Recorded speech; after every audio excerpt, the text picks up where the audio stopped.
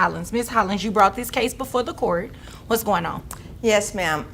My sister-in-law, I've had her child for 7 years, and 7 years. Yes, she was incarcerated for about 3 of those years, Okay. along with my brother, the daddy of the child.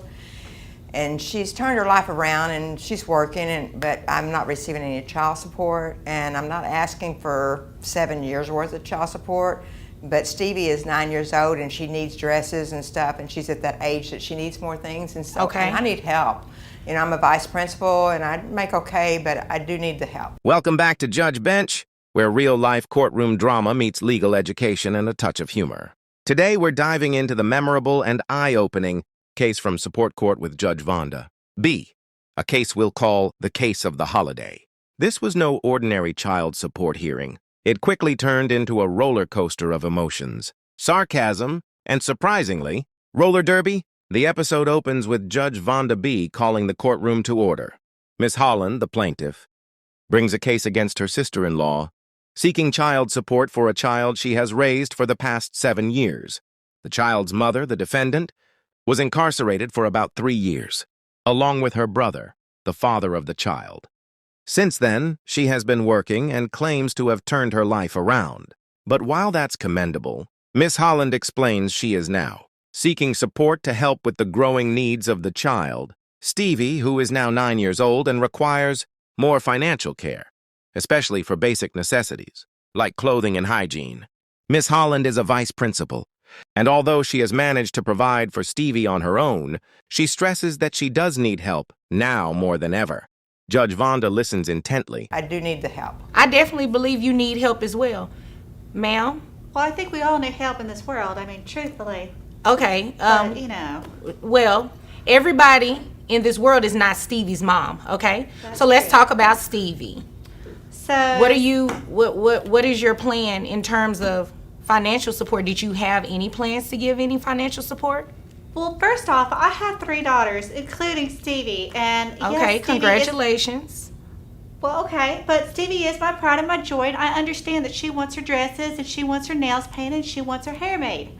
But there's just certain things you just can't get in life. You can't get everything that you want.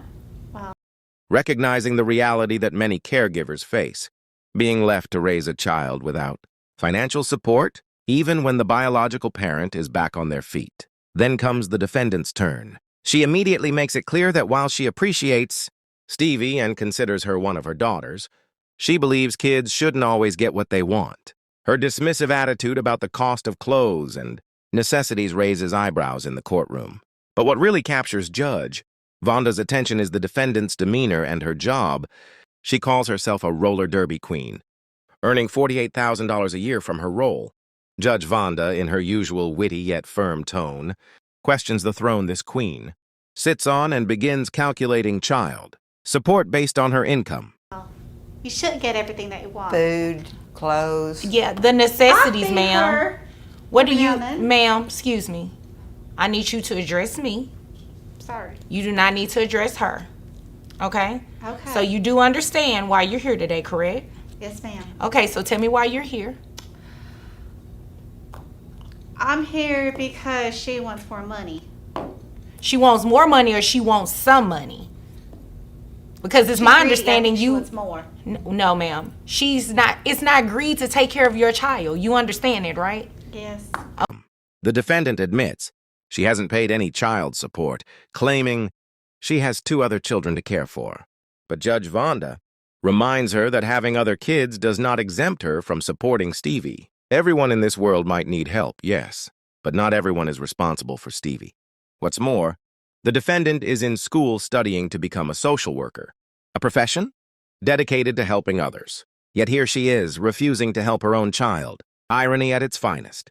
Still, Judge Vonda acknowledges her ambition and moves on to the financials. Okay, and your brother, you said, is incarcerated. Yes, ma'am. So she's not able to get any money from him, so... And she's Winner, the winner, reason chicken he's dinner. in jail. Oh, she's the reason. Okay. Well, That's you know... not true. Yes, Ma'am. Bonnie and Clyde. Oh, Bunny and Clyde. You know, I don't even want to get into that because those names do not have anything Well, I can good think of another name attached to begins with them. B, but it's not Bonnie. Ma'am, listen. Yes, ma'am. You're here today because you're going to pay her some child support. I do not care about your Bunny and Clyde rendezvous you had beforehand, okay? We're here today for the support of Stevie, all right? With a gross income of $4,000 per month and a net of around $3,349, the judge calculates the support payment. Adding in the health insurance costs, which the defendant currently pays, Judge Vonda lands on a child support obligation of $706.23 per month. The defendant reacts with disbelief, calling it kicking the bucket. But the judge isn't budging. She even gave the defendant credit for her other children. When calculating the amount, something not all courts would do, Judge Vonda also educates both parties on the law. In Texas, even if a parent is incarcerated, they are still considered financially responsible. So I have it here that you are a you work in the Derby? Would you explain that to me? What did you do? I am a roller derby queen. Okay, so let's talk about that, queen. What throne do you sit on? So it's this amazing sport. Everybody should be able to do it at least one time in their life. Okay. And you're paid money to do it, correct? well, yes. Okay. How much? And can be ordered to pay support once they are released. In this case, since the father is still incarcerated, the full responsibility falls on the mother, based on her current income. As tensions rise, the defendant makes a petty comment about wanting to keep Stevie away from Miss Holland, arguing she's a bad influence. But Judge Vonda shuts that down quickly, stating that custody and visitation are not matters being heard in her courtroom, that they are entirely separate issues. And just when you think the courtroom antics are done, the defendant throws in one last jab, wishing the judge falls off her roller skates. A comment Judge Vonda brushes off like a true professional. You understand how health insurance work, right? Are they teaching you that in school? We haven't got to that chapter yet. Okay, well, you started a little early in my courtroom. Health insurance is required, okay? So when I add that to your child support obligation, your obligation before the reimbursement was $586.23. You add $120, that brings your child support obligation to $706.23. Kicking the bucket, that's a lot. Well, and I gave you, guess what? I gave you credit for the other children that you have as well. Okay, so $706.23.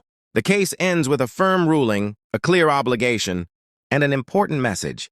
Child support is not optional, no matter what lifestyle you choose or how many other responsibilities you have.